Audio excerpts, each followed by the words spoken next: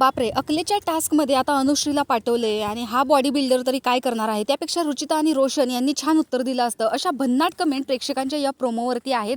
तर चला तर बघूयात नक्की इथे यांनी कोड सोडवलं आहे की नाही. तर बिग बॉस प्रत्येक वेळेस काही ना काहीतरी ट्विस्ट आणत असतात आणि असाच एक ट्विस्ट आता येणार होता की तंटा क्वीनच्या दरबारात काही कोडी बिग बॉस विचारणार होते. जर त्या कोड्याचं ठीक उत्तर दिलं, जर त्या दोघांनी कोड नीट सोडवलं, तर ते पुढच्या टीममधील 2 सदस्यांना बाद करू शकणार होते. पण आता हे दोघे गेलेले आहेत आणि कोडं असं आहे की आम्ही कधी असतो सिंगल, कधी डबल, डोक्यावर बसून करतो ट्रबल. आता हे दोघंजण मिळून काय उत्तर देत आहेत किंवा काय उत्तर ह्यांना सुचतं यावरती सगळं अवलंबून आहे. पण विशाल हा खरंच मास्टरमाइंडली गेम खेळतोय, मग त्याला हे कोड सुटेल की नाही. पण आत्ता प्रोमोमध्ये तर दिसतोय की विशाल हा बाद झालेला आहे, कारण त्याने हे कोड्याचं चुकीचं उत्तर दिलेलं आहे. पण अनुश्री ही स्ट्रॉंग कंटेंडर दिसते, ती खूप हुशारीने उत्तर देईल असं सगळ्या प्रेक्षकांचं म्हणणं आहे. आणि दुसरी गोष्ट म्हणजे स्वतःला हुशार समजून तो आतमध्ये गेलेला आहे तंटाक्वीनच्या दरबारात. पण असं वाटतं की ना विशाल बाद व्हावा आणि तो जो ट्विस्ट आहे बिग बॉसच्या घरातील नवनवीन ट्विस्ट असतात, तो ट्विस्ट जो आहे तो त्याच्यावरती उलटावा. कारण बघायचं आहे की त्याच्या टीममधल्या कोणत्या सदस्याला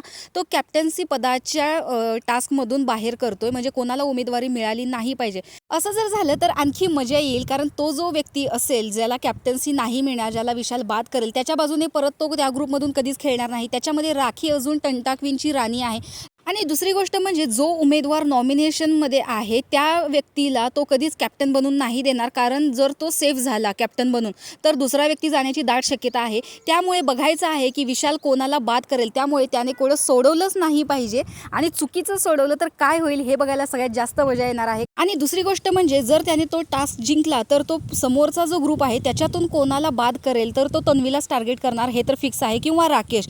कारण विशालचा गेम हा फक्त तन्वी आणि राकेश यांच्या भोवतीच दिसून येतो आणि त्याला ते 2च कंटेस्टंट जास्त कॉम्पिटिटर वाटतात त्याचे. तर तुम्हाला काय वाटतं, अनुश्री आणि विशाल या दोघांपैकी बरोबर उत्तर कोण देईल आणि तो कोणाला बाद करेल हे कमेंट बॉक्समध्ये सांगा. तोपर्यंत बाय.